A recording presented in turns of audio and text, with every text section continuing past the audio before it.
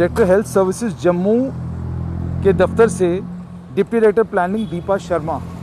का दस्तखत किया हुआ एक लेटर मेरे पास मुझे मिला है, जिसमें उन्होंने सीएमओ जम्मू, रियासी, कठुआ, रामबन, पुंछ, डोडा, उधमपुर, राजौरी, सांबा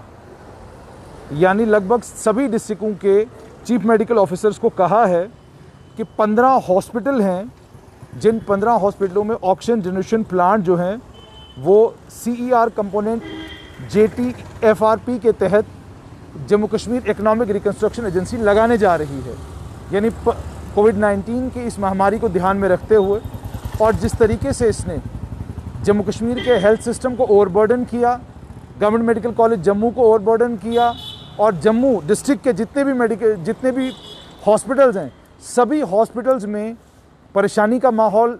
क्रिएट किया, क्योंकि लोगों के पास जाने के लिए कोई दूसरा अस्पताल नहीं था। लेवल 1 केयर की अगर बात करें तो गवर्नमेंट मेडिकल कॉलेज जम्मू ही अभी भी है। अगर कोई patient Rajouri government medical college में पहले क्रिटिकल होता या डोडा में क्रिटिकल होता तो उसको फ़ौरन जो है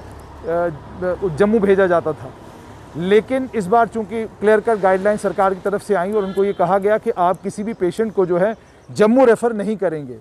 तो गवर्नमेंट मेडिकल कॉलेज डोडा में भी अब कोविड पॉजिटिव पेशेंट्स हैं, राजौरी में भी कोविड पॉजिटिव पेशेंट्स हैं और राजौरी में आप देख भी रहे हैं कि वहाँ पर 4-5 लोगों की मौत लगभग रोज़ का मामूल गवर्नमेंट मेडिकल कॉलेज राजौरी का हो गया है। तो अब इन चीज़ों को ध्यान में रखते हुए कि ऑक्सीजन जनरेशन प्लांट की ज़बरदस्त ज़रूरत है, डायरेक्टर हेल्थ सर्विसेज जम्मू के यहाँ से एक चिट्ठी निकली है। इसमें जैसे मैंने आपको बोला कि ये चिट्ठी जो है वो तमाम चीफ मेडिकल ऑफिसर्स के लिए है और जिन चीफ मेडिकल ऑफिसर्स को कहा गया है कि वो फैसिलिटेट करे एरा को ताकि ऑक्सीजन जनरेशन प्लांट्स लगवाए जा सके, तो मैं आपको बताऊं कहाँ कहाँ। Trauma hospital Ghagwal, CHC Ramgarh, CHC Banihal, trauma hospital Chowkichora, emergency hospital Batote, CHC Chenani, CHC Bani, CHC Katra, CHC Basohli, CHC Surankote, CHC Sunderbani, CHC Akhnoor, CHC Gandoh, CHC Hiranagar और CHC मेंढर। ये भी कहा गया है कि काम जो इन ऑक्सीजन प्लांट्स की इंस्टॉलेशन का है वो जल्द शुरू होगा, इसलिए इन लोगों से ये भी कहा गया है कि आप जल्दी से जल्दी साइट्स जो हैं इनको एरा को दे दें, फ्री ऑफ ऑल इनकम्बरेंसेस, यानी वहाँ पर किसी किस्म की कोई दिक्कत नहीं होनी चाहिए, कोई लीगल मसला उसमें नहीं होना चाहिए। तो आप फ़ौरन ये एरा को साइट्स दे दें और एरा वहाँ पर ऑक्सीजन जनरेशन प्लांट लगाने का काम शुरू कर देगी। 15 CHCs में ये फैसला किया गया है। अब अगर ये 15 CHCs की मैं बात करूँ तो जहाँ 15 CHCs में ऑक्सीजन जनरेशन प्लांट लगने हैं वहीं पर 683 बेडेड DRDO हॉस्पिटल जो है वो जम्मू और श्रीनगर दोनों डिस्ट्रिक्ट्स में बनने वाला है। DRDO के हॉस्पिटल को फंक्शनल करने के लिए ऑलरेडी चौकीचौरा, घगवाल, रामगढ़ से, उसके अलावा बटौत से जो एनेस्थीसिस्ट वहाँ पर पोस्टेड थे स्वास्थ्य विभाग की तरफ से, उन्हें वहाँ से उठाकर DRDO हॉस्पिटल जम्मू में लगाया गया है।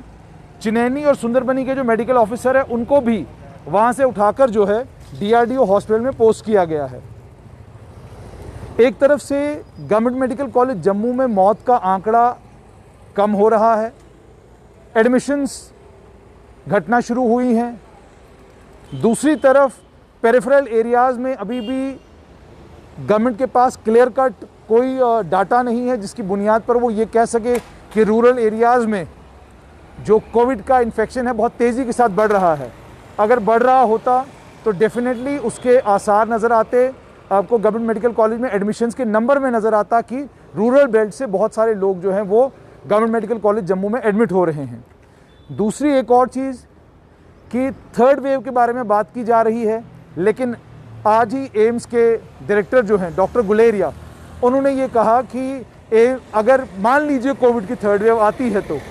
वो बच्चों को असरअंदाज करेगी, इसका कोई प्रमाण हमारे पास नहीं है। हम क्लियर कट नहीं कह सकते हैं कि बच्चों को ही असरअंदाज करेगी। तो साफ तौर पर यह कि थर्ड वेव को लेकर एक परसेप्शन बिल्ड हो रहा है, उसके नतीजे में हेल्थ इंफ्रास्ट्रक्चर को बेटर करने की ज़रूरत है। लेकिन टेम्परेरी तौर पर DRDO का हॉस्पिटल इसलिए जम्मू और श्रीनगर की सिटीज़ में बनाया जा रहा था कि जो rush government medical college Jammu और श्रीनगर और जो एग्जिस्टिंग हेल्थ इंफ्रास्ट्रक्चर है जो उसके ऊपर लोड पड़ा हुआ था, उस लोड को कम करना, उस लोड को एड्रेस करना और इंश्योर करना कि हमारे पास एक और मेडिकल फैसिलिटी अवेलेबल हो, जिसमें बेड्स हो, जिसमें वेंटिलेटर्स हो और जिसमें सारी सुविधाएं हो जो सुविधाएं कोविड पॉजिटिव पेशेंट्स को चाहिए।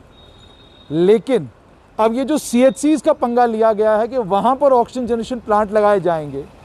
पहले सरकार को इन CHCs के लिए, इन ट्रॉमा हॉस्पिटल्स के लिए और इन इमरजेंसी हॉस्पिटल्स के लिए स्टाफ चाहिए। जब आपके पास स्टाफ होगा यहाँ पर, उसके बाद ही जाकर आप वहाँ पर ऑक्सीजन जनरेशन प्लांट लगाएंगे। ऑक्सीजन जनरेशन प्लांट आपने लगा दिया, उसके बाद अगर आपको उस जनरेशन प्लांट को चलाने वाले लोग नहीं मिलते तो उस ऑक्सीजन जनरेशन प्लांट को वहाँ पर लगाने का कोई फ़ायदा होने वाला नहीं है।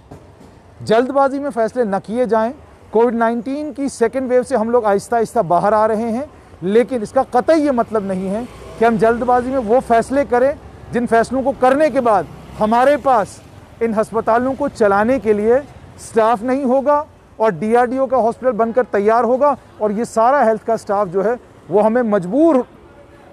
मजबूरी में DRDO के इन 2 अस्पतालों में लगाना पड़ सकता है। उम्मीद ये सरकार इस पर पुनर्विचार करेगी और कोशिश करेगी ऐसी पॉलिसी बनाने की जिससे ये पेरिफेरी के हॉस्पिटल्स भी फंक्शनल रहें, DRDO का हॉस्पिटल भी चल सके ताकि कोविड पेशेंटों को रिलीफ मिले। वरना यहाँ से स्टाफ CHCU से स्टाफ उठाकर आपने पहुँचाया DRDO के अस्पताल में और CHC में फिर आप लगाने जा रहे हैं ऑक्सीजन जनरेशन प्लांट। ये एक आम आदमी की सोच और समझ से बिल्कुल परे है।